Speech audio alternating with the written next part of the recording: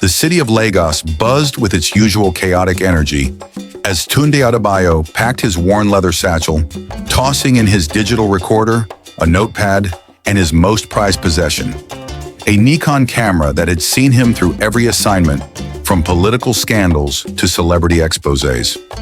As a senior reporter for the Truth Chronicles, he'd built his reputation on cold, hard facts, his byline synonymous with razor-sharp investigative pieces that cut through nonsense, which was exactly why this new assignment made him groan aloud. Osogbo Festival, he'd protested to his editor, Adeola, leaning against her glass-walled office. "You want me to cover some rustic river goddess party? Send one of the culture writers." Adeola didn't look up from her monitor. 3 million social media mentions last year. Tourism Board is pouring money into it.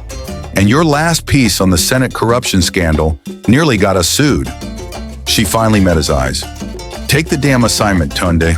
Shoot some colorful photos, write 1,500 words about dancing maidens, and be back by weekend." The bus ride to Osogbo was an exercise in patience.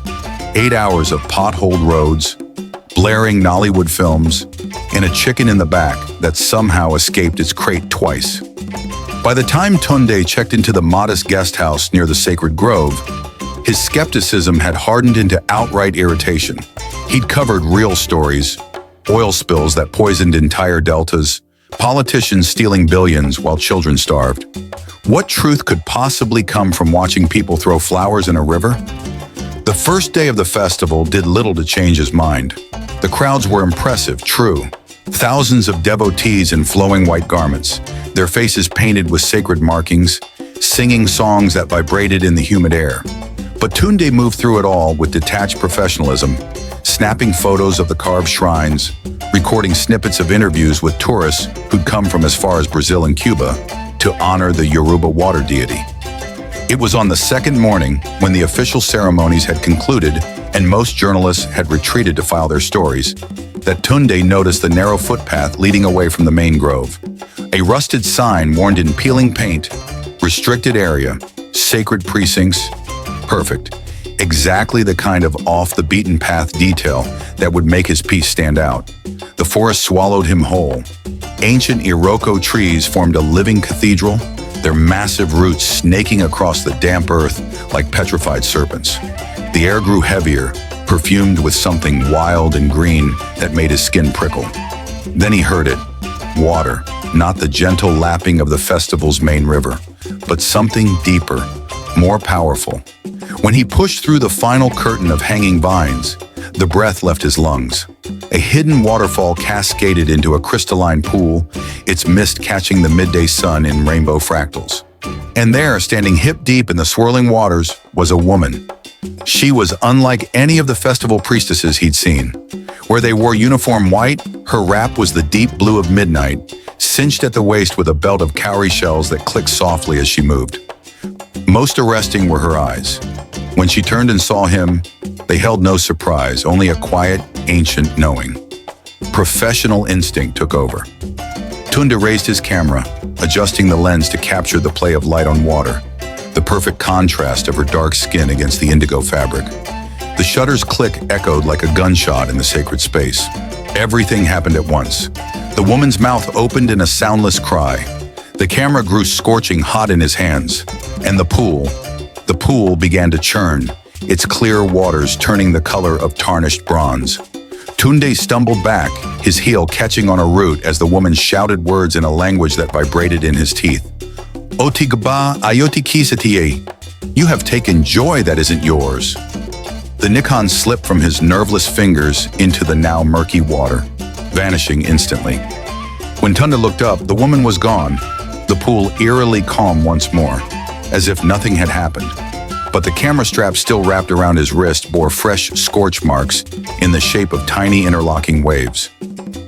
That night at the guest house, Tunde drank 2 full bottles of star beer, trying to convince himself it had been a trick of the light. Some combination of heat exhaustion and local hallucinogens in the air. But when sleep finally took him, the dreams came. Not fragmented images, but visceral, waking nightmares. He was back at the waterfall, except now the water was rising, climbing his legs like liquid hands, pulling him under. The woman's face appeared before him, but her features kept shifting. Young, then old, then something not human at all, her mouth opening to reveal teeth like polished river stones. Mogba ohunti omu, the thing whispered with her voice.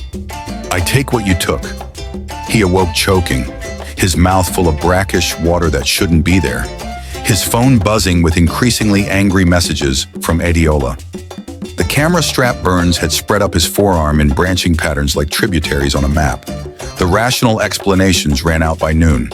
The local clinic had no record of any plant in the grove causing such hallucinations. His backup camera malfunctioned the moment he tried to photograph the waterfall's location. The image showed only swirling mist where clear forest should be. Worst of all, the woman, Amina, as he learned from a trembling market trader, hadn't been seen at the festival proper in years. She is Osin's true daughter, the old woman whispered, making a warning sign. When the river speaks, she listens. Tunda's journalistic curiosity warred with growing dread as he tracked Amina to a crumbling, mud brick house at the grove's edge. She awaited him on the porch, a clay cup of something bitter-smelling steaming between her hands. Without preamble, she spoke. You think this is about a photograph? Her laughter held no mirth. The camera was just the vessel. You took more than an image that day. You took a moment meant only for the goddess. He wanted to argue, to demand scientific explanations, but the words died when she reached out and traced one of the watery burns on his arm. At her touch, the pain flared, and with it came a vision. Hundreds of faces, men and women across centuries, all bearing the same marks, all last seen walking toward the river. The river gives life, Amina said softly, but it also claims what's owed. The festival's climax arrived with unnatural storms. As devotees danced under torrential rains, Tunde watched Amina slip away toward the hidden falls. This time, he followed not as a reporter, but as a man fighting for his sanity, and perhaps his soul. What happened at the waterfall defied all logic. The waters parted like a living thing as Amina walked in, her indigo robes dissolving into the current. The burns on Tunda's arm blazed as he plunged after her, the river filling his mouth with the taste of metal and memory. And in the depths, something vast and golden stirred, its voice the sum of all drowned things. Your world demands proof. Shall I show you? The revelation that followed shattered Tunda's understanding of reality. He saw civilizations rising and falling by Osin's grace, the true power behind the river that sustained millions. He witnessed what happened to those who took without asking. Not just cameras, but sacred artifacts, land, resources. All debts eventually came due. When consciousness returned, Tunde lay gasping on the bank, his clothes dry despite having been fully submerged. Amina knelt beside him, her human facade restored, but her eyes held galaxies. Now you understand, she said simply. The article he filed broke every journalistic convention.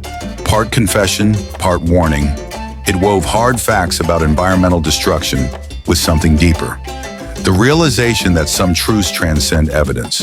Adiola published it unchanged, and the piece sparked international debates about cultural appropriation and ecological responsibility. Back in Lagos, Tunde kept the ruined camera strap framed on his wall. The burns faded to silvery scars that ached when rain was coming.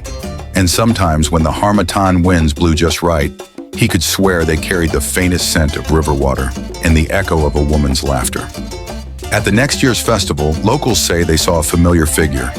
A Lagos journalist with old scars peeking from his sleeves, standing respectfully outside the sacred precincts.